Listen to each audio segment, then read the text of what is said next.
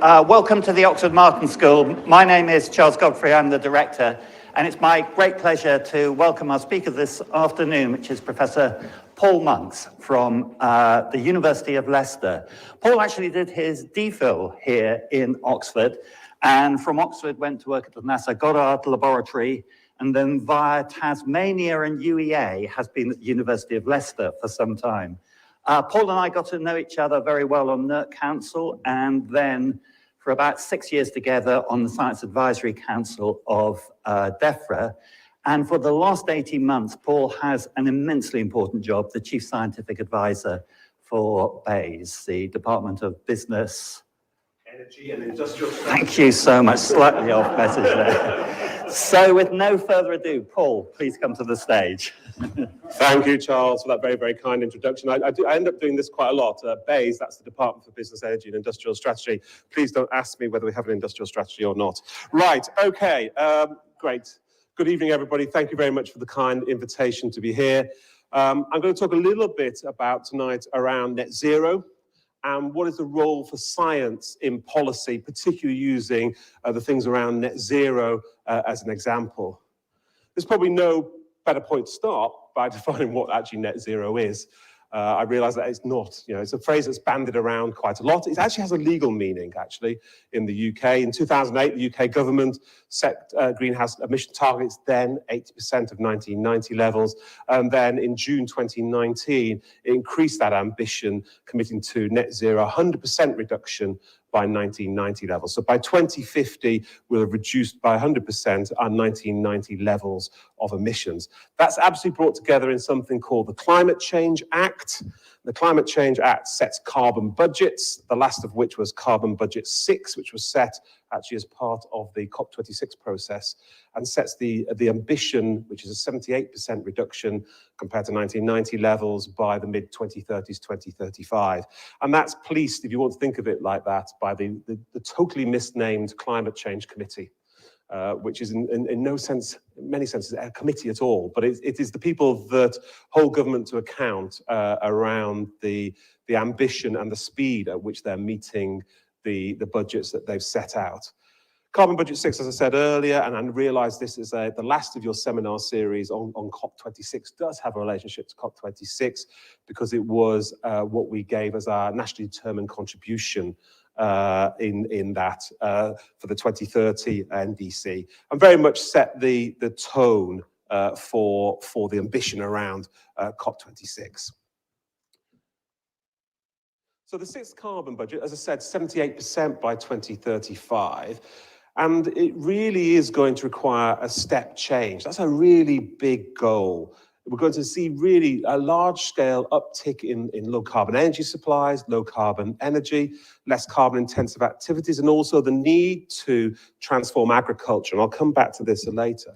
And really, it's no more important than at the moment. It's actually become even more important in the context of the Russia-Ukraine crisis and thinking about energy security and really how fast can we both decarbonize, but also meet the challenge of energy security, which drives us more towards renewables and things like nuclear, which is a low carbon source of energy. So I'm happy to pick questions up around that. So, I mean, in a way, we're in a very interesting juxtaposition around our net zero thinking and how that fits to energy security. They're two sides of the same coin, in a sense, and I think we've got to look at that quite carefully. So how do we achieve net zero? Let's have a think a little bit around that. And this on the right-hand side of this slide is a pathway taken from one of the last CCC reports, which looks at the different ways and different contributions of different ways of reducing essentially emissions of CO2 by 2050. And I think, there's a number of different methods which kind of track back to that last slide. But I just want to stop for a moment and think about the top two of these, because they're often the ones that are really forgotten when we're thinking about the transition to net zero. Reducing demand. Actually, if you don't have to create energy in the first place, you don't have to mitigate its things. Improving efficiency in the way that we're using energy. As we design new devices, can we think about making them more energy efficient? And I'll come back to some of those ideas a little bit later. But I think reducing demand and improving efficiency are often forgotten in that. I have just got my gas bill. I am reducing demand in my house. We have shortened our gas cycle. I have turned down my thermometer, thermostat. I don't want to pay 700 quid a month for gas. I don't live in a particularly big house either. So even though I might work for the Department of Business, Energy and Industrial Strategy, I don't get a discount on the gas prices, at least. But that actually reducing demand and improving efficiency is an important feature of what we can do. There are also, as I said on the last slide, low carbon solutions. Electrification is going to be key. New energy vectors, hydrogen. Just remember, with hydrogen, energy cannot be created nor destroyed. It's a really important fundamental law. With hydrogen, you're just converting one source of energy often into another source, mainly electricity, into hydrogen, because it's not very easy to store electricity at scale or use it on demand. So actually hydrogen is a source, as well as things like CCS, and Gideon Henderson always tells me off for using CCUS. He says, show me a place you can use where everybody is using it. But CCS is an important enabling technology. We're going to need that low carbon energy, firm fixed low carbon energy as the CCC describe it, and also think about mitigating what are substantial land-based sources of greenhouse gases and the like. How do we achieve net zero? This is kind of the government version of how you achieve net zero. You write a strategy. That would seem to be the answer.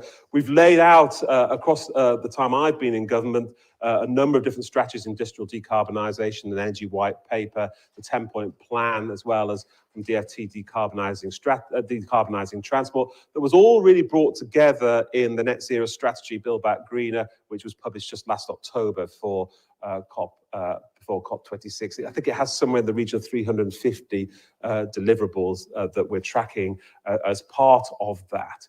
And actually very much builds from the science, but also looks at what the practical measures are that are required to achieve net zero, and was actually praised by the CCC for its comprehensiveness in the way that it went to address the problem. I hope Chris Stark isn't in the audience and I'm not misquoting him. So the net zero strategy kind of laid out that transition. It makes the point that you've got to have investment in order to do that, and makes the point as we go down those carbon budgets that you're going to need access, and you're going to need action across all fronts, including new energy vectors such as hydrogen, a growth in electric vehicles, and low carbon heating at scale.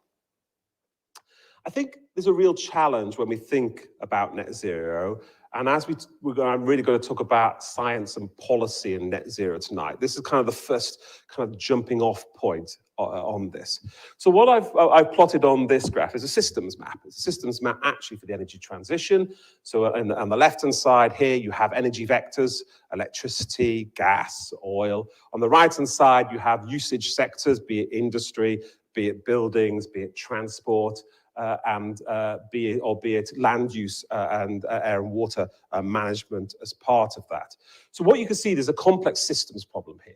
We've got to do a systems transition in the energy transition, but that's not it. As I said earlier, that system also has to be driven by financial drivers and financial change. We've got the financial system that's interacting with this as well. But also, and this is, if I can only leave you with one thought, this is not a technocratic driven transition. It's people that are going to make the change. So actually, we've got the whole consumer behavior and behavior change angle. So what we've got here is a systems problem. We've got a systems of systems problem. And I would even argue a systems of systems of systems problem. And that actually, for scientists, I'm told engineers it's fine, actually, because engineers think in systems world. I won't make any more comments in case there's too many engineers in the audience. But we've got to have that systems thinking. Just one more thing on this slide. I've just done the bottom side of this, which is the UK angle of this. It sits in a global transition. It sits in a global energy transition, and it sits in a global economic transition as well. So that makes it a systems of systems of systems of systems of systems approach that is needed in order to be able to do that transition. And the challenge, I think, for science and policy in a systems approach is not to become blocked. There's so many codependencies in a systems of systems problem that you just become a waiting game. I need this to change. I need this to change before I can make that change. And that is a real challenge and a real blocker in that systems of systems type approach. So have I said the word systems enough now that I can move off this slide? So to really just think about that systems problem as we move forward and the role that science and engineering could play in that systems transition. So just to go back to those sort of sectors, and just to make the point that is fairly obvious, we're going to need an economy-wide transformation. It's going to intersect, if we want to decarbonize our economy by 2050, in every sector. If we look at where the emissions are today, 28% are in transport, 25% in industry, 15% in power, about 15% from land, and 50% from domestic emissions and the like. And we're also likely to need negative emissions technologies as well to allow us to close that gap between the emissions that we can't abate for one reason or the other. And that's going to be a challenge, a technological challenge, and one that intersects both the environment and the way that we use it as part of this. So we're going to require that economy-wide transformation. We're going to look at all the emissions and all the places that they are, and we're going to have to deal with it as scientists and engineers supporting policymakers in this systems problem that I described to you earlier. Absolutely, and to kind of labour the point a little bit more, this is not a technocratic transition. You cannot do this with technology alone. You've got to put the technology alongside people. And in this diagram here, I think it's over 80% of the measures, if you think about them, that have been plotted out again by the CCC in this balanced pathway, they make the point that nearly 80% of the measures require people to be involved in them, require behavioural societal change as part of that. And that includes things clearly around healthier diets, aviation demand, and as I said earlier, making products last longer, making them more recyclable, making them more energy efficient, thinking about that end-to-end lifetime analysis in terms of that. And you might say, well, is it idealistic to talk about behavioral change? But we've seen over the last decade, Airbnb, Uber, all of which have changed the way that we interact. Can we Uberify the net zero transition? I'll leave it to the minds of this audience to decide whether that's possible. But the key point in my systems problem is not just a technocratic transition, it's one that brings behavioural change alongside it as well. And people use technology. That's the way you could simplistically view it. So I'm going to switch a little bit, having described the big picture of net zero, the challenges, the systems problem, and the role for science in that, to look at that on some of the issues directly embedded in the transition to net zero, and look from my perspective of the role of science and policy in government through a couple of examples as part of this talk. So there's an important paradigm, I think. There's an important paradigm if you are working in science and policy, which is, I actually found this on a door of a colleague at the University of Leicester. And I think it's a paradigm that we should actually always bear in mind when giving out advice on science. For every complex problem, there is an answer that is clear, simple, and wrong. And that was apparently by H.L. Mencken, who said that. And I think that's often the challenge of giving science advice. And now it's particularly prescient, both in environmental problems, which I've worked with Charles on, but it's also very prescient when you're trying to deal with a systems problem. It's a complex problem and people want simple answers. And there aren't often simple answers, but you as the scientist or the scientist and engineer, you've got to get over those complex problems. I've learned a new phrase in government, which is where is the no regrets policy? How far can you push through? How far can you push through the systems problem where there is no regret if you go that far? It's an important thing. But remember, for every complex problem, there's an answer that is clear, simple, and wrong. And if you will go far with that maxim, if you will. The other thing to remember is politics. You are talking around science to politics, and these are the wonderful quotes, as many of this audience will know, from Otto von Bismarck. Politics are not a science based on logic. They are the capacity of always choosing at each instant, in constantly changing situations, the least harmful, the most useful. I think that we think as scientists often, and translating science into policy, that actually it's the overwhelming logic of science says it's this. Politics is not a science, it's not logical. That's an important thing to remember. And for me, that's embodied in the difference between evidence-based policymaking and evidence-informed policymaking. Evidence-informed policymaking recognizes that the evidence and the scientific evidence is part of informing a wider process, but recognizes that politics is not rational and you are just one piece of that evidence. And I think that really helps you get the level of push behind the sort of thoughts that you're doing. So you really got to recognize that when we talk about science into policy, that policy is often driven by politics, which is not a science and is not science-based. It's not based on the science method at all. So with those two kind of thoughts in mind, let us kind of move on now to think a little bit about how science can inform policy in this net zero transition. And actually, I think this is just quite interesting at the moment around so much energy in the news. It's quite interesting to think a little bit about where our energy comes from and where it goes to, etc., and the challenge that we're going to have in that transition. So if you look at over the last decade, this is the energy from colleagues at the University of Birmingham that has changed. What you can see is the demise of coal, the massive increase of renewables, a net reduction of around 18%. So talk about efficiency and demand. Actually, over the decade to 2020, it was about an 18% reduction. But also you can see the growth or importance of gas in that, and the slight latter decline of nuclear as part of that. But the big message over the last decade is we've seen a massive growth in renewables, but also a decrease in fossil fuel as we've been using gas as a transition fuel. I'm quite happy to debate what a transition fuel is in the Q&A at the end. If we look at the total daily energy demand in the UK, now I mean the total daily energy demand, all the ways that we use energy in the UK on a given day, this is again from the colleagues at Birmingham up to 2020. Here is the electrical demand, reaching in winter about 1 terawatt hour of that. About twice that size, reaching about 2 gigawatt hours at peak, is all the energy that's embodied in the liquid fuels that we use. Be they kerosene, be they petrol, be they diesel, all the liquid fuels and the energy that we derive from those. And on top of that is our friend gas, which is on the top of that, which in peaks when we had the beast from the east was 5 terawatt hours on a single day. Now, what I want you to think about is what this graph will look like in 2050.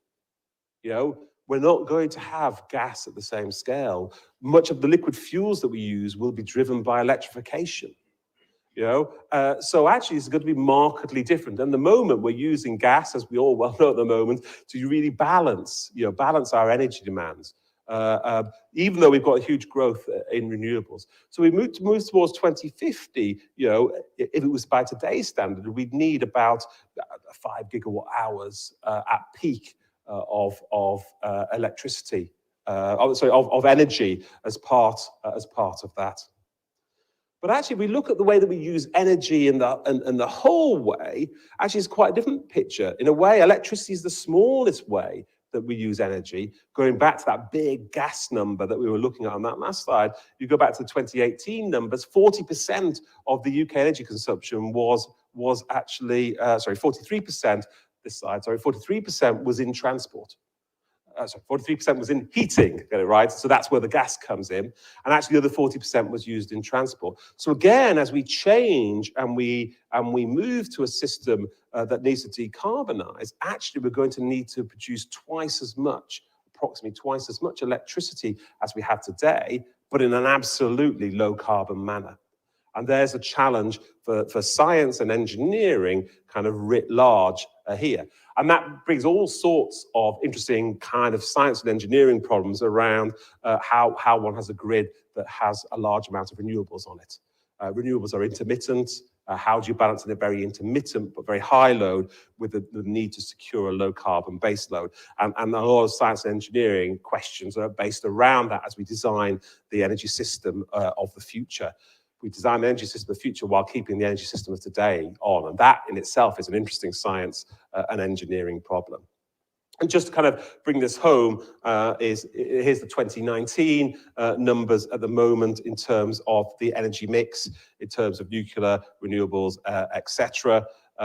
Imports in yellow there. And there are two illustrative mixes from the net zero strategy in 2050. You can see that essentially doubling from 350 terawatt hours today to nearly 700 terawatt hours in 2050. But also you'll see the large dominance in both those energy models of renewables. And all the great things that brings, but all the science and engineering challenges that brings as well. And we can talk about what those renewables look like, because we're not just talking about more offshore wind and more solar, we're talking about bioenergy and something that encompasses the whole of that systems problem that I talked about a little bit earlier. And one way of looking at that, and I love these sort of diagrams, and I hope you share my love of them as well. These are Sankey diagrams, and on the left-hand side, we have the energy sources, and on the right-hand side, we have those very same usage sectors that I talked about earlier, be they buildings, industry, transport on the left. On the left is today and the way that we use energy, and you can see at the top there in the yellow and the reds, the sort of the renewables in the dark black colours, surprisingly, are the fossil fuels, the oil and the gas that we use today. And here is one of the scenarios from the net zero strategy that looks at what we call the high electrification future. You see that massive growth in wind, in nuclear and solar, and then we will still be using gas. And I think that's an important point. There's a lot of people's minds, gas is going to go away. It's a fossil fuel, isn't it? No, in many scenarios, we need a significant use of gas, but we'll be abating that. We'll be abating all the emissions, so we'll be capturing them from CCS. Or we'll be converting them into hydrogen. And this scenario, you take that gas, you capture the CCS, and you have that. I think it's worth saying, as you look at these diagrams, there isn't one future here.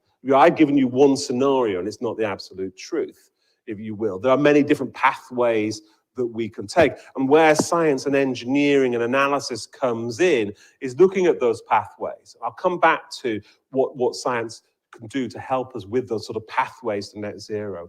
And if we also think globally, what is the pathway for us is not necessarily the pathway for somebody else. So I think that's another point worth bearing in mind when you think about that in the round. But you can see now in this energy transition, the role of science and engineering is going to play in underpinning this economy-wide transformation, the science and the technology that's required to do that as part of it. And I'll come back to what that is in practice in a few moments' time. I want to just take a different example, actually, which is also, given the Russia-Ukraine crisis, a salient thing to think about, and just shows that there's a danger of thinking about net zero solely as an energy transition. So isn't this just an energy problem? No, it's a systems of systems problem. I've already told you that. You haven't been listening.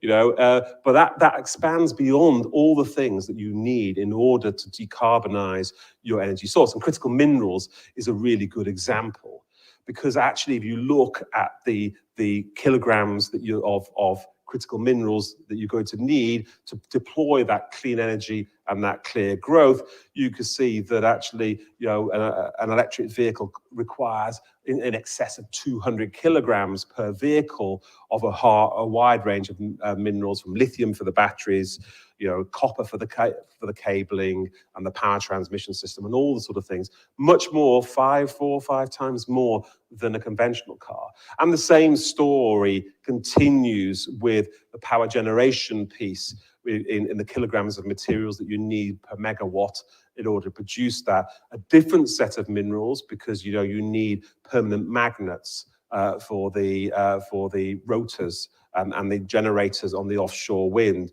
You different minerals in order for the solar. So in a way, the new currency in the future, as we decarbonize, are going to be these minerals which have a finite amount, and we have to understand how to use those, how to get the circular economy working in order to drive those, but also how we can, as scientists, re-engineer the technology of tomorrow to reduce our dependency on these things. So very simply, and there are people in Oxford who spend much of their life on that, lithium batteries.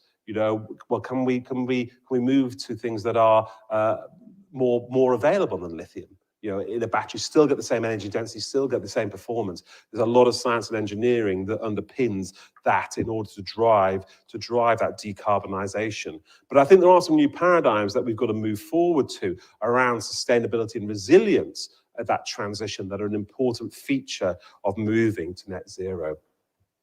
And there's been, and there are scenarios here that drive incredible demand.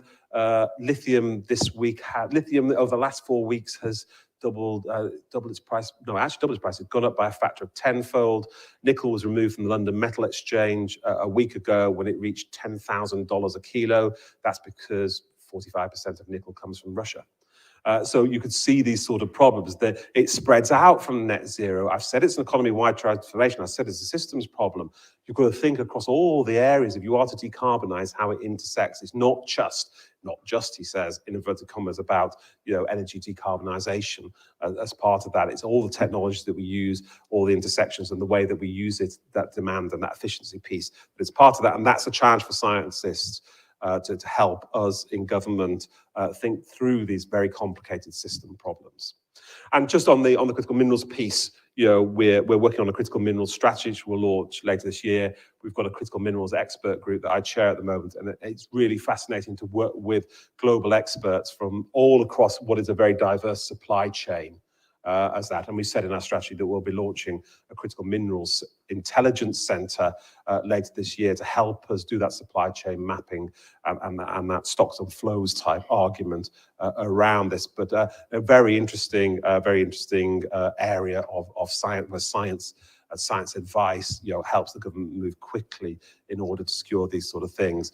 And just to show you that when you think about critical minerals, actually it's a whole bunch of stuff. It's domestic capability, it's circular economy, it's about international trade agreements, it's about international collaboration, it's about ESG standards, it's about blockchain and data transparency and where minerals come from, and then it's also about, are we ready scientifically? Do we understand the dangers and the challenges and the benefits of things like deep sea bed mining and as a future thing? And I see everybody goes, no, in the audience, we don't want to be doing that.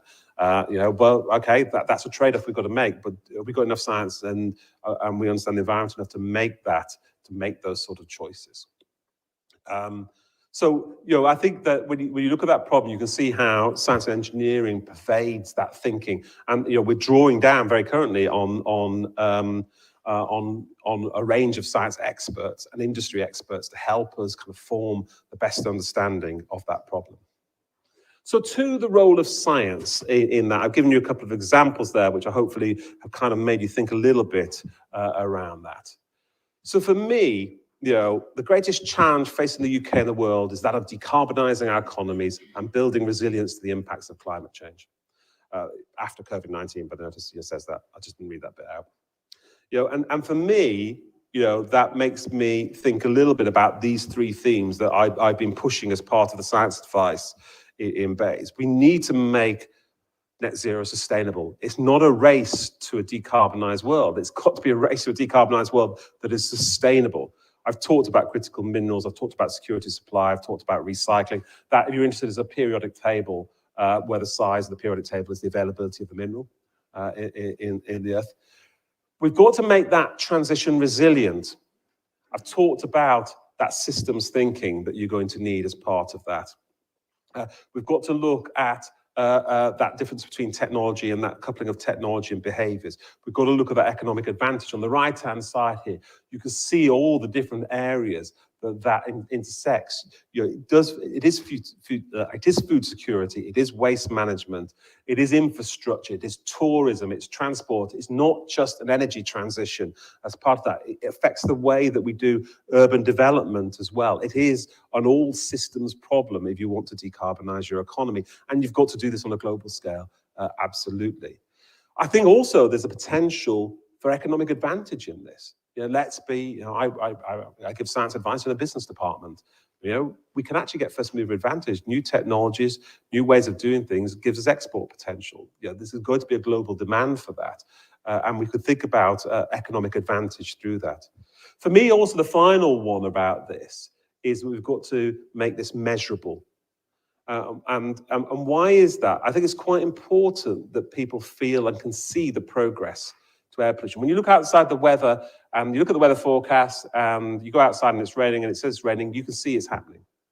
The problem is when we say we're reducing carbon, you go outside and you go, can't really tell, So how do you make it measurable? How do you make it real for people? How do you show progress on those sort of scales? And I think there's a challenge to the communities around there for me to make the science make it and think about sustainability, resilience, and measurability.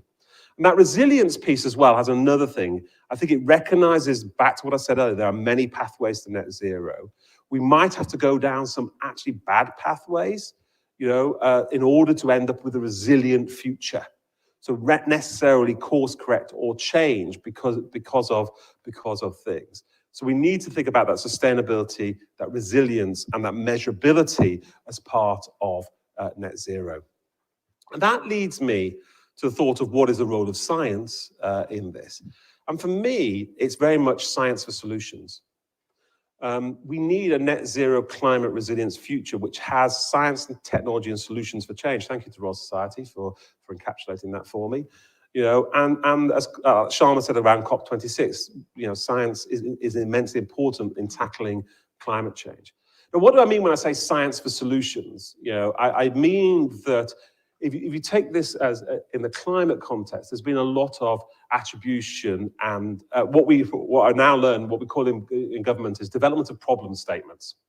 In some senses, we know what the problem statement is. We don't need much more science to tell us what that problem statement looks like. What we need science to do is actually tell us how to solve that problem statement. And that's what I mean by science for solutions. When somebody comes to tell me that the problem is worse than I thought, I go, thank you very much. That's great. Yeah, and thank you that it's worse than I thought. What's the solution? And actually, if you ever give advice to a minister, it does go a bit like this. It goes, here's the problem, minister. And he goes, well, what should I do? And so, they say a good civil servant always knows the answer to any question that they pose. So I've not quite mastered that one yet, but there we go. But so that is a challenge, the so what, if you will, and the science for solutions. And just again, to reinforce what I said a number of times, it intersects is not just about energy transition. Digital is key. There's a really great report that I'd recommend you to read by the Royal Society on digital net zero, and it's not just about decarbonising computers and the energy systems for computers. It's the role that digital plays in that, using that data to drive that efficiency and demand piece that I talked about at the beginning. Digital is a key enabler of that transition. But it does move to land and food, yes, into climate science, into health, as well as into policy, and critically economics in this. You do have to fund this as part of that. I think there's also a real danger. There's a real danger in this as well. And I found this in government when we're doing science. We often talk, climate is going to change, so therefore we need to adapt to it. We also, and I talk a lot about mitigation because a lot of the science I'm doing is mitigation. We're dealing here with adaptation and mitigation. They're interlocking partners. And scientifically speaking, there are many areas in that mitigation and adaptation which are overlapping. But we also have to be working on the science of adaptation alongside the science of mitigation.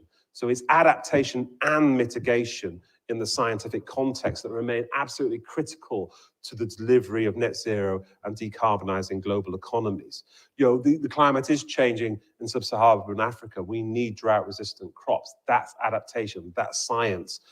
That's what we need to be doing as a good example. But actually, though, in learning how to handle those crops, we will no doubt, can they take up more carbon as we do that? Is it climate change, adaptation and mitigation, not or mitigation?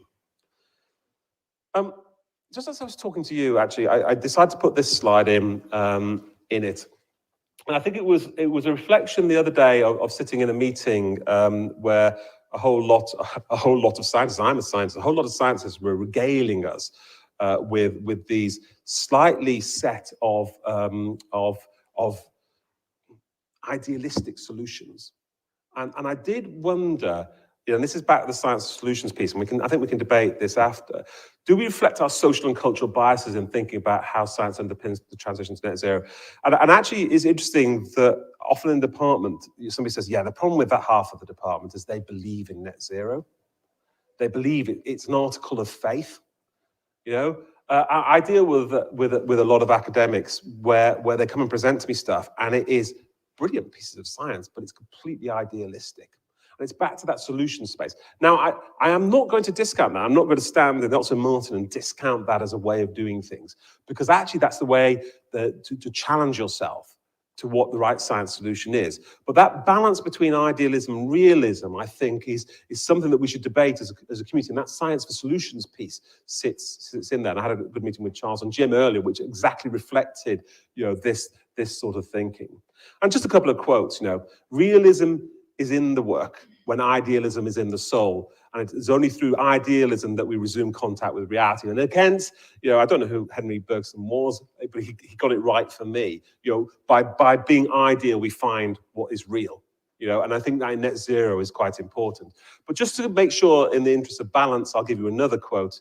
Idealism is fine, but as it approaches reality, the cost becomes prohibitive. And actually, that's also the experience. We're talking a lot at the moment about whether we can afford net zero. And that's an important thing. Now, net zero is not an idealism. We're facing a climate crisis, as we all well know. But I think that's an interesting kind of juxtaposition that we can think about as we think about these solutions. There's a danger of being evangelical and slightly idealistic about this. And Science for Solutions provides that paradigm, if you will, to think about how we do that in a practical way to deliver the outcomes that we need globally as well as in the UK. So how do we do this practically? A few more thoughts just as I begin to finish off.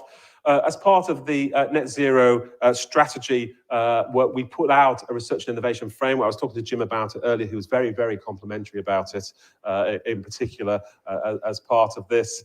But I do recommend it to you. Surprisingly, what it says is you need an integrated systems approach to innovation. So there are some of the technologies that will deliver it, the sectors that we've talked about.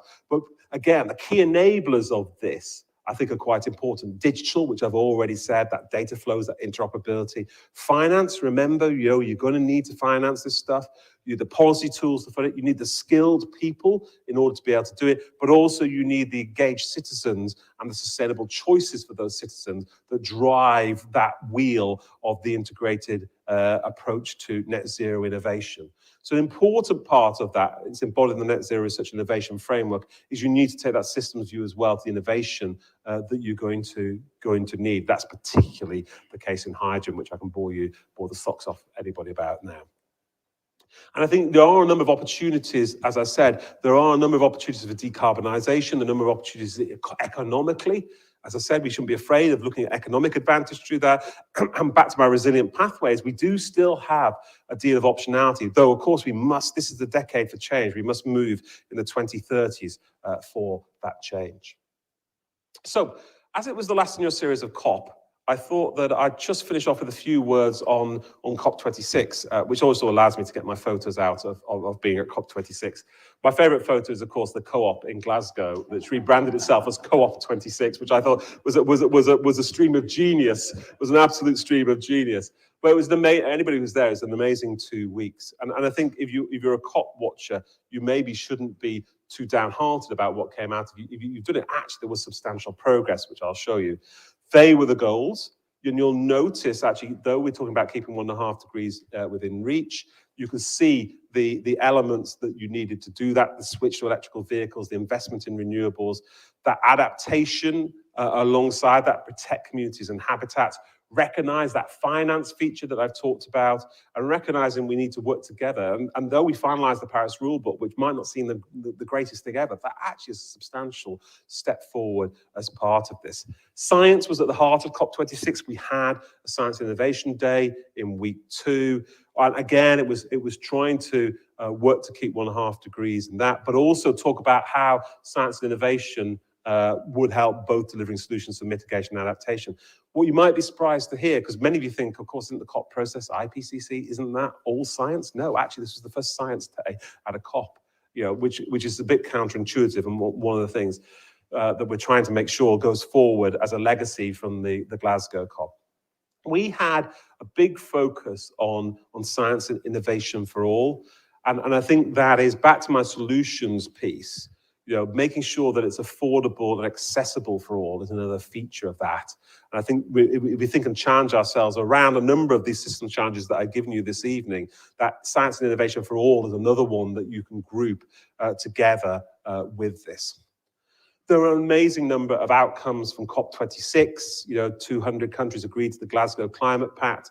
90% of the world is now covered by a net zero goal. 65 countries have agreed to phase out coal. Public finance, 100 billion was met. Lots of trees are going to be planted, and I couldn't be happier about that. I love trees around that. As well as on the science and innovation piece, the Adaptation Research Alliance was launched, and new elements of what's called mission innovation, which is where governments get together to pool their innovation, particularly in industrial decarbonisation was launched, as well as the global checkpoint process. So we're actually, in the COP process, going to make that measurable point that I made earlier as part of that global things, as well as commitments around the resilient health systems. And actually, just to show you the scale of things, I just thought I'd put up a slide of the headlines and outcomes, which to show you the level of detail that goes to, and hopefully to convince you that a lot was achieved as part of the COP26 process. So, where do we get to after that kind of romp through science and net zero and policy? This is a significant challenge by net zero. It's absolutely pervasive. You'll be surprised to hear it's a systems approach that's going to be required, and that's got to incorporate behaviour change. But science and innovation is critical to achieving net zero, but we've got to do it in a sustainable and resilient manner and think about all the different intersections that science and policy can help us deliver. And those policy for solutions, that so what, is what we're looking for the community to help us. Thank you very much indeed.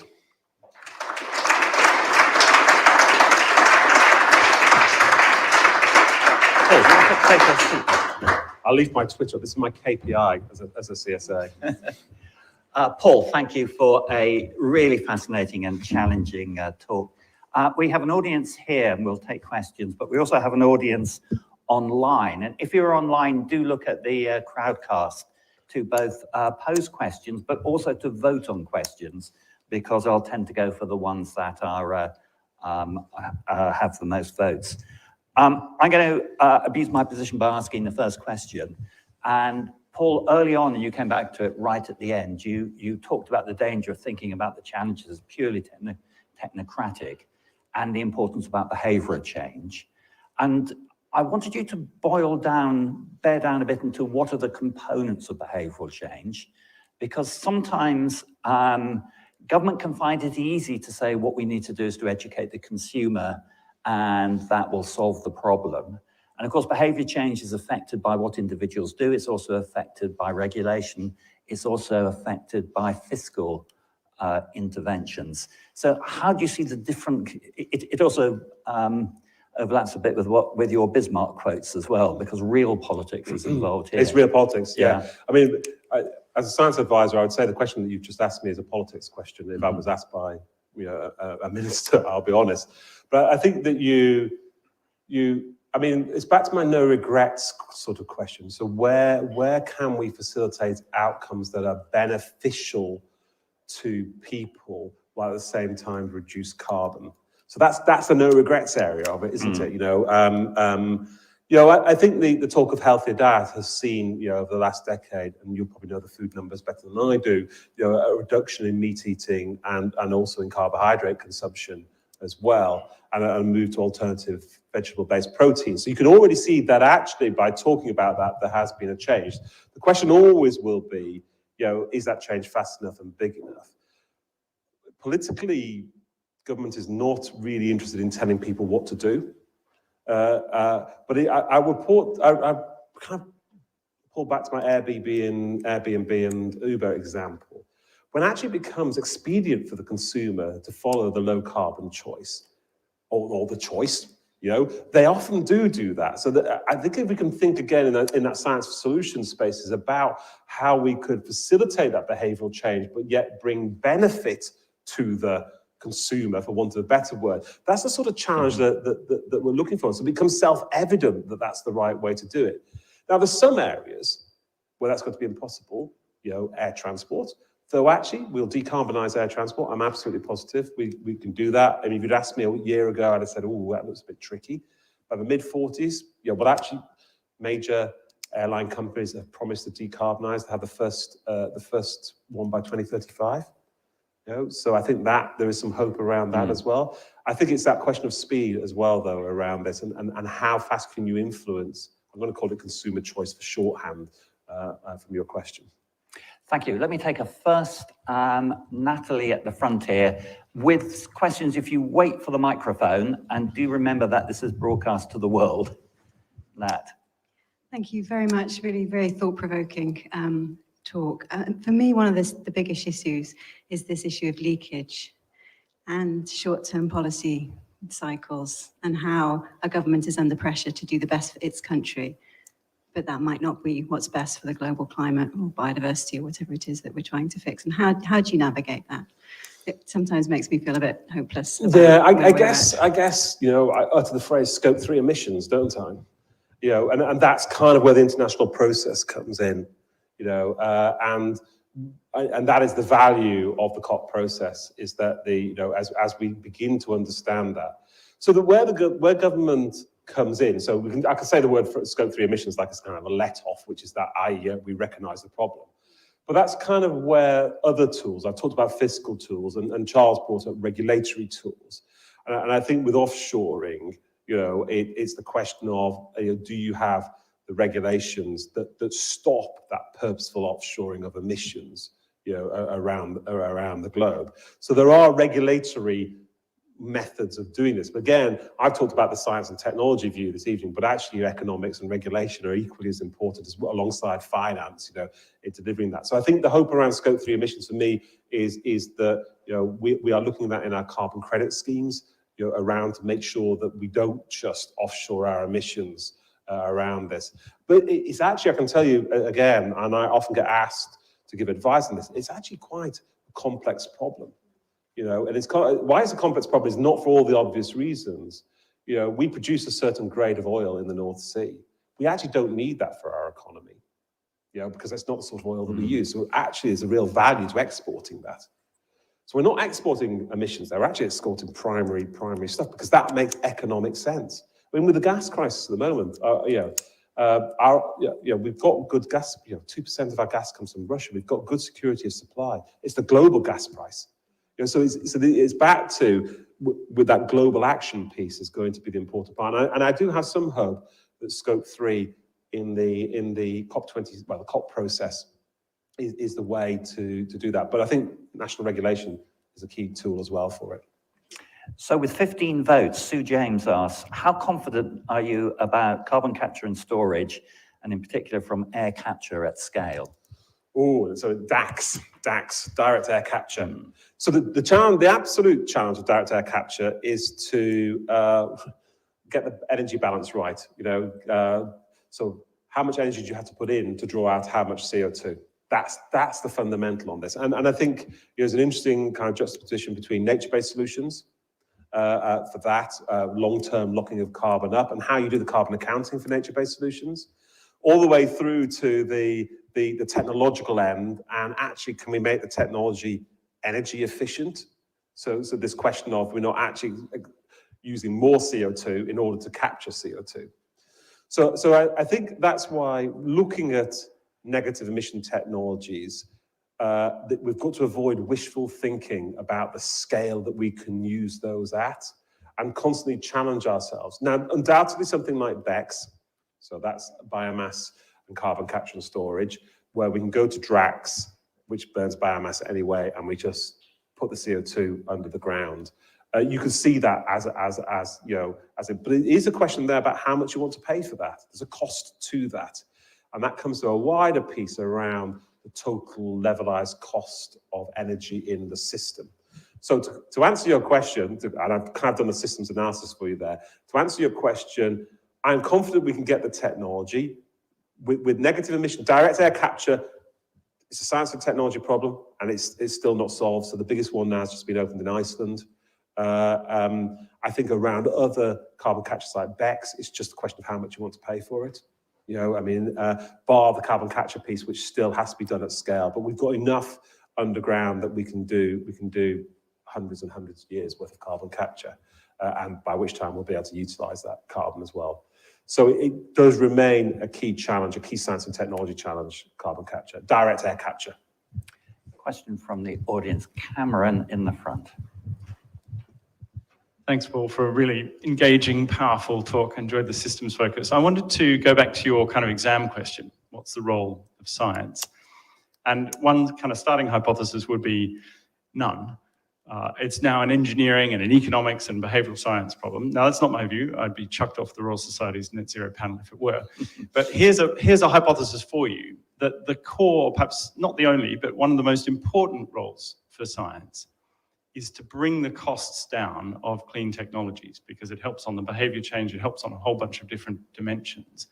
And do you think we're near the point where, so Greg Clark, former Secretary of State, said we can get rid of the energy trilemma and make it a dilemma, and Claire Perry recently was talking about collapsing the whole thing altogether. Can science get rid of the energy trilemma, make the cheapest is the most secure and also the most clean form of energy, and hence reduce costs and hence, solve the problem?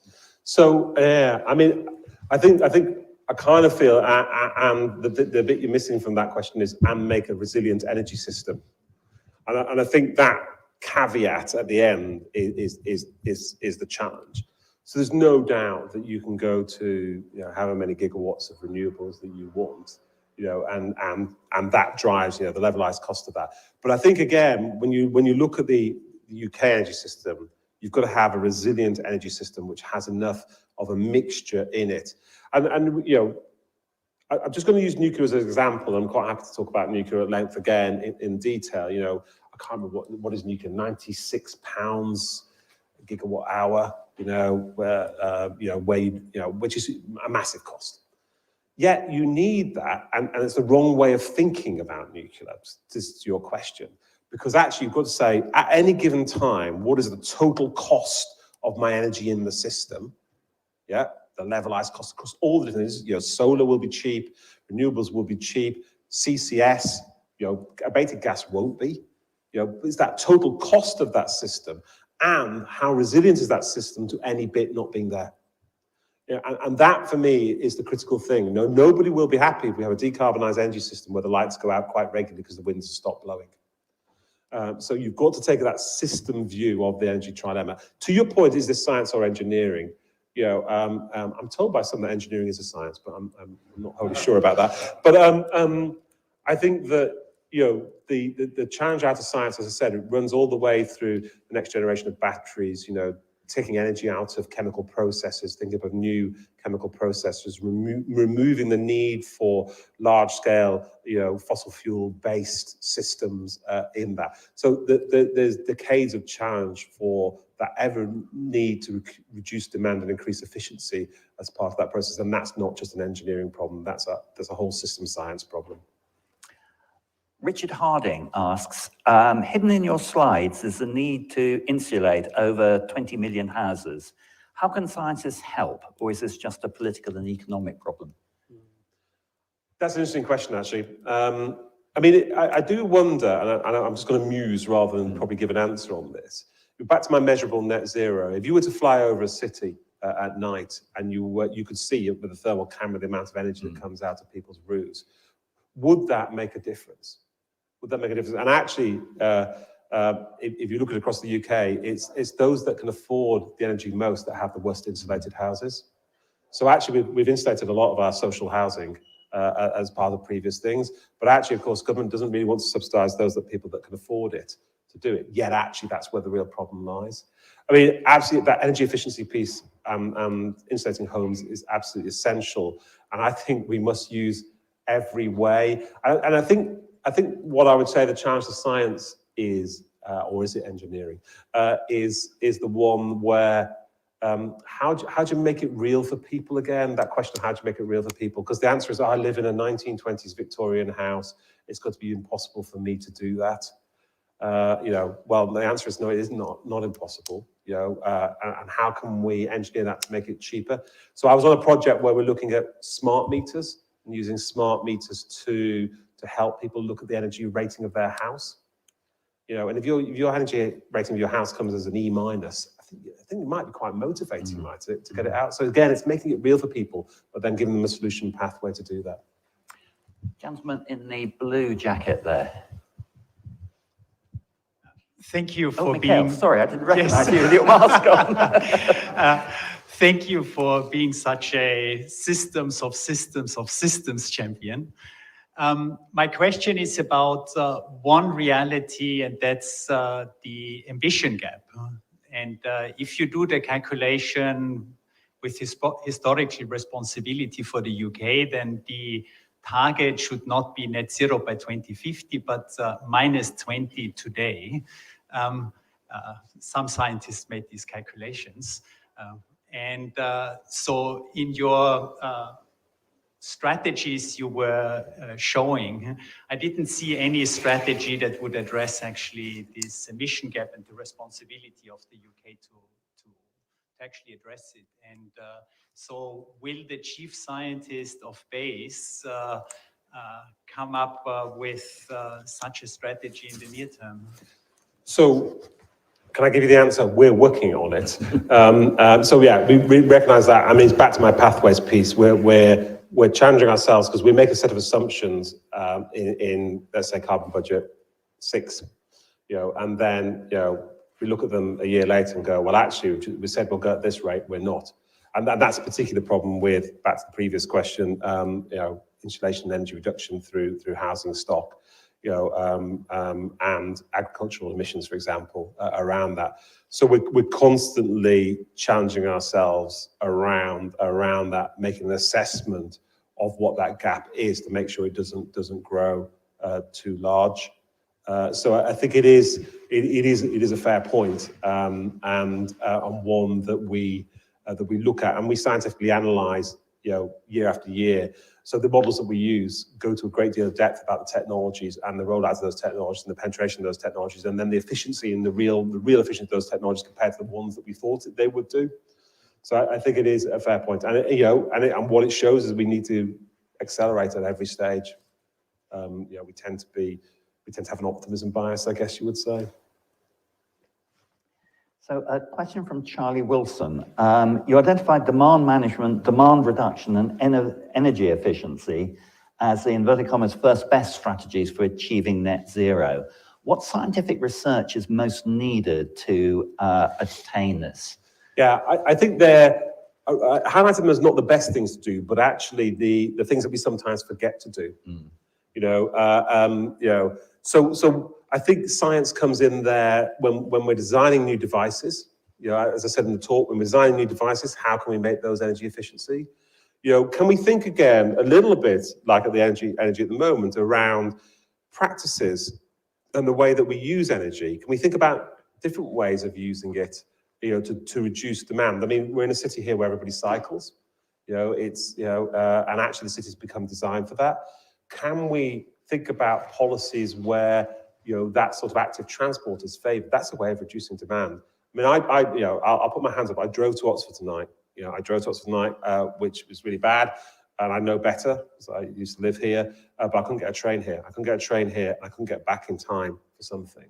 That's not a good state of affairs, is it? It's not a good state of affairs. So I think that question of I shouldn't admit that to them. I don't know who's on the audience actually, but I think that question of making options and challenging yourself around that, that efficiency and demand piece at all stages, but also thinking about how we can design that in, smarter by design.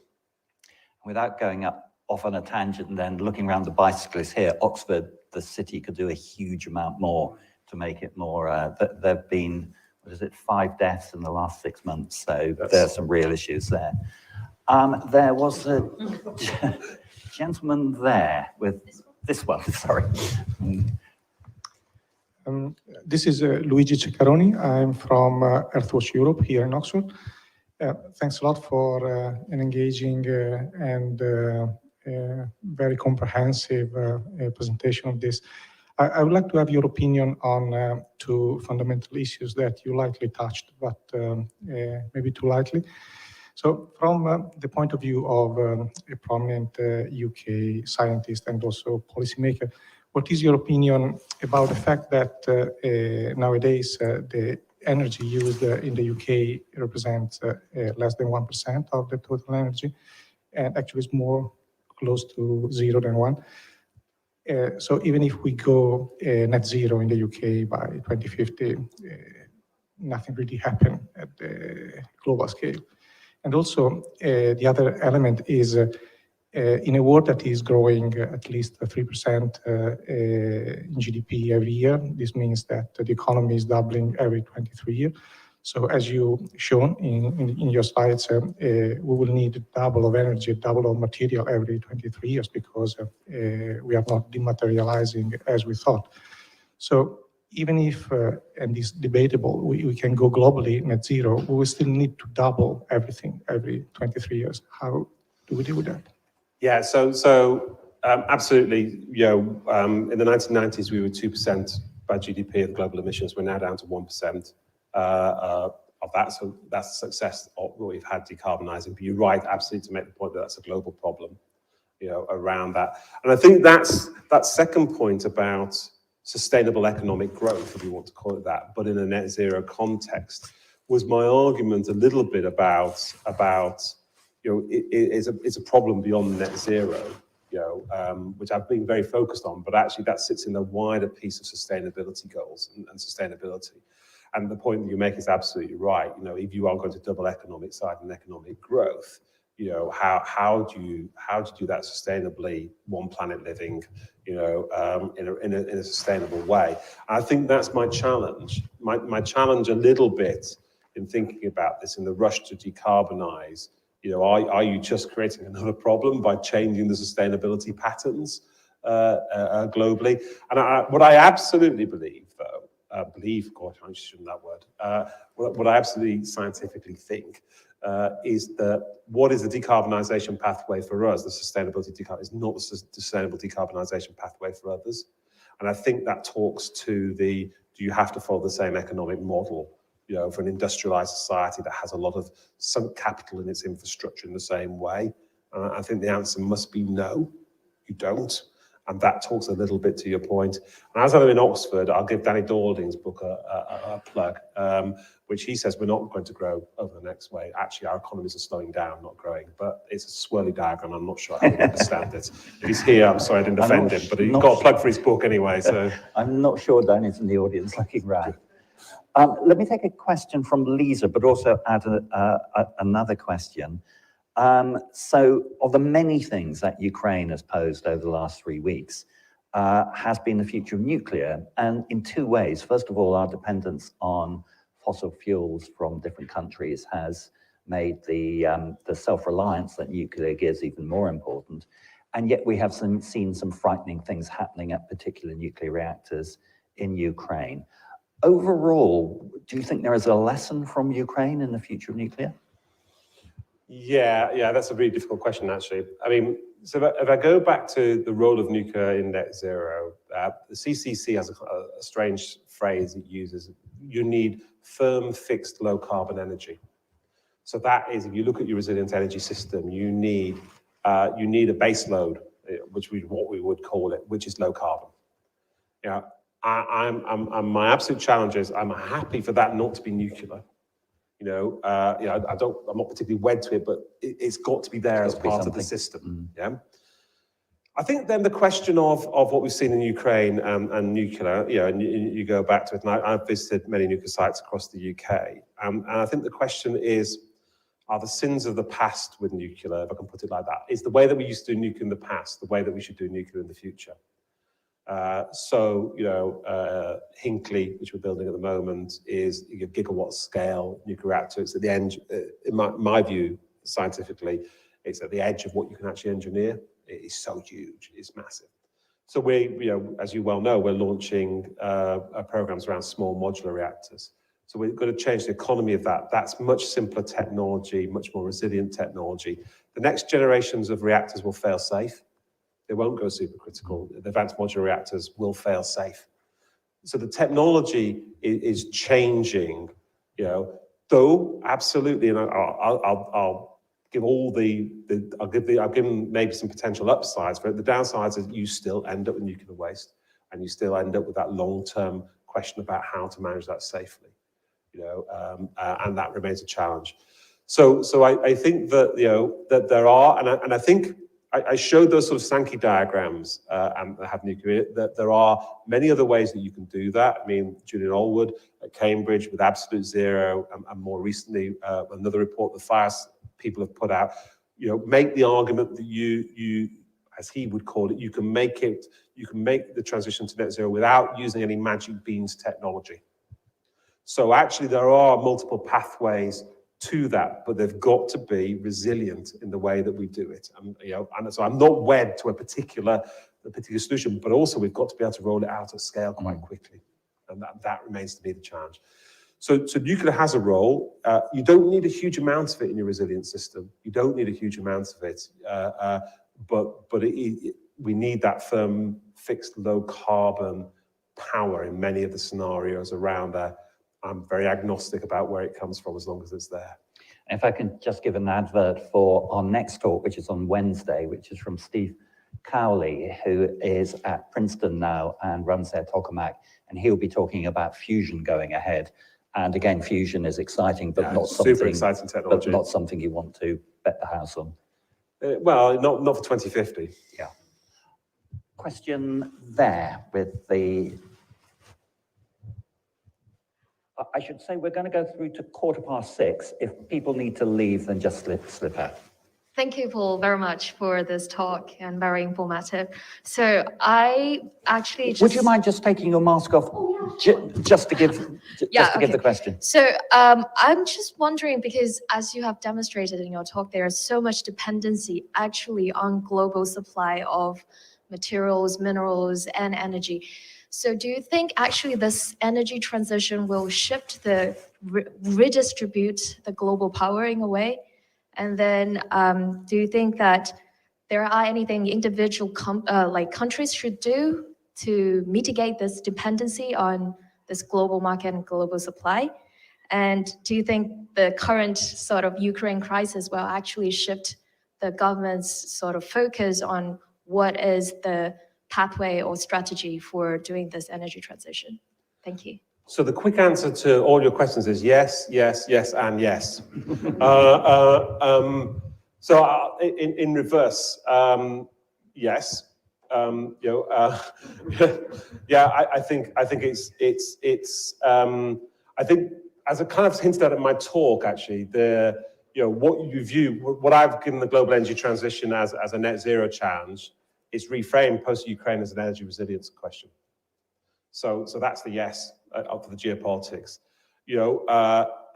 I think even post-COVID, we're not post-COVID, but where we are in the COVID piece now, and the way that global supply chains are more, and we're going to use the phrase messed up, has already shown you the challenge of global supply chains. And even without putting net zero into the piece, you can already see that first question that people are considering, what we call security of supply, what are critical supply chains, and how does globalization go forward? I think people challenge themselves around that sort of question, and that comes to the fore in this, and the critical minerals work. Absolutely, where that is, you know where it's in the ground, you know who owns the refining capacity, what are you going to do around that?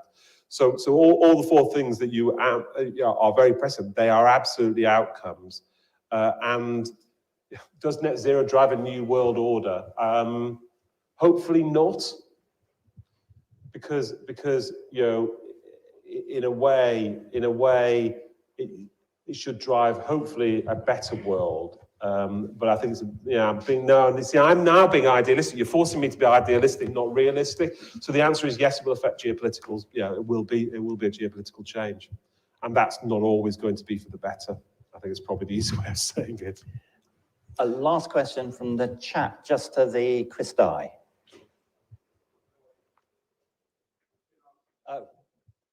Another question from the audience, just to your... Hi, thanks so much.